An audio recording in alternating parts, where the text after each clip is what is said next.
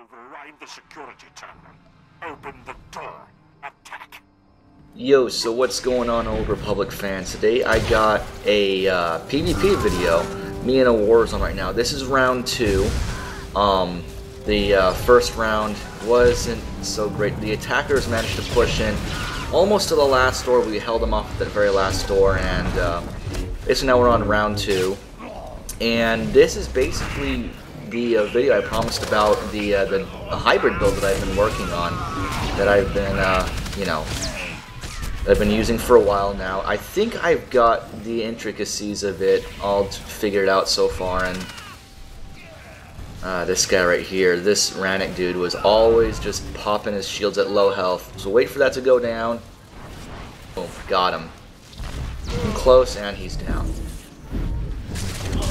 And this one, this is why I don't really like the tab targeting in this game. I tried to target this guy who was really close, and I wound up targeting someone far away, but that's just one of the few complaints I have about this game so far. If that was fixed, I really wouldn't mind it too much. I've tried, binding it to like the closest target, but it's also not really a good thing either, so I really don't know what to do at that point with that sort of thing, but this is where that utility from Deathfield really comes in with this build that I'm using. And like I said, I'll keep the link of the Tor head in the description of the video, so you guys can check that out, see exactly what I'm running. I'll even put a Jedi Shadow version up on there too as well.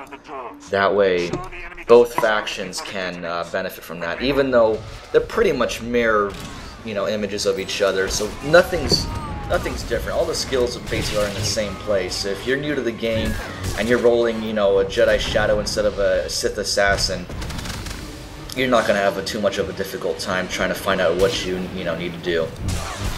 But like I said, this build, relies mostly on Deathfield, Thrash, and Shock, and that's basically just your 3 main rotations. And it's not even a rotation, to be honest. It's really more of just use what you have at your disposal and hope you don't run out of force. And that's the one thing I've noticed, that this build does get quite a little force intensive if you're not managing it properly. And I know I'm not the best, but at doing that sort of thing, but it's just kind of how it is. I mean, there have been situations where I've not properly managed my force and I'm about to kill a guy and I have nothing left but Saber Strike to use against them for like a few seconds, and those few seconds can make or break a fight pretty easily. Now, as far as the gear that I'm wearing, most of it's, as of right now, it's mostly all Battlemaster. I have one chest that was just War Hero, which I switched out the mods and everything into it. I put it into an augmented piece. And with PvP gear, you only really need up to a 4-piece bonus. There's no point in having a 5-piece bonus. So instead of doing that, what I did was I took out the Battlemaster mods in my legs and put them into an augmented gear, which once I get my War Hero pants, I'm going to switch out those mods too as I see fit, as needed. But basically what you want to look for with this build, you want to look for around, I want to say 30% crit rate, and I can't remember what surge you want with this thing, but you want quite a bit of surge as well too. I'm trying to think of the numbers here. I think it was around 70%, I want to say, surge rating.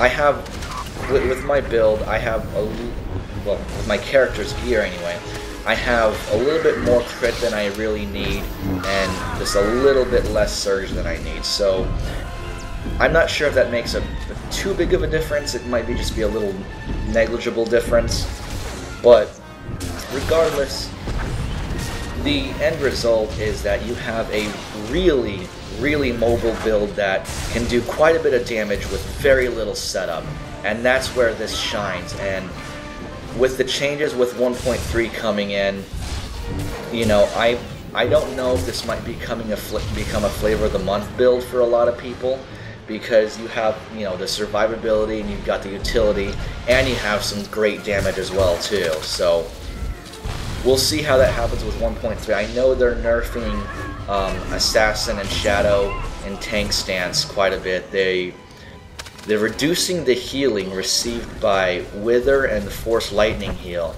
Since I'm not running that, that doesn't really affect me. So basically, the only thing that affects me is my armor rating from Dark Charge is going to be reduced from 150% armor to 115%. You know, some people say it's too much, some say that it's, you know, not even noticeable. With patches like this, you just gotta, you know, see how it is when it's released, you know, or if you have, like, ability to go on the test server. I have not, so I don't know what it is. All I've heard is just, you know, hearsay on the forums. But with the forums, you gotta take that stuff with a grain of salt as well, too, because people will complain just about everything, and that goes true with almost any game you're in, so...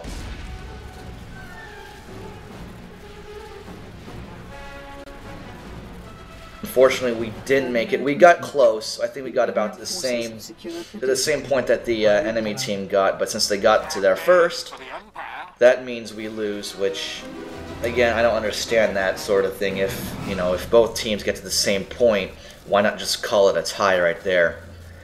So, yeah, that's it, and I'll have some Battlefield 3 Close Quarters combat videos for you guys tomorrow. So, see you guys next time. Later.